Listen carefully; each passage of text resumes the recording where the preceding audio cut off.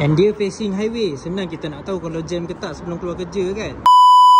Okay, Impen Heights dekat Bandar Puchong Jaya untuk dijual. Masuk-masuk daripada situ terus ke arah guard house. Dekat guard house ni is where your visitor parking kat bawah ni ada banyak. Just beside is the playground. For the owners boleh terus straight masuk. And visitor yang parking kat bawah ni boleh naik terus ke arah gate situ. Tower A belah kiri, Tower B belah kanan. And this is the owner visitor parking just beside the block. The current facility available untuk block B ni ialah pool dengan kedai runcit. Ini lobby, tempat parking motor. Okay, rumah ni just beside the lift. Konsep semi-D, hanya 2 unit saja side by side. Ada small foyer dekat sini. And this is your kitchen area. Sebab rumah ni design dulu kan, so dapur dia memang luas, yet dia pun tak kedekut. This is your living area. Dia facing highway. Senang kita nak tahu kalau jam ke tak sebelum keluar kerja kan.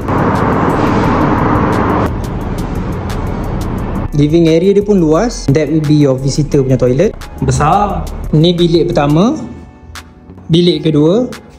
Master bedroom. Tandas yang luas. Sama dengan bilik dia. Wardrobe ni pun baru 1 tahun siap.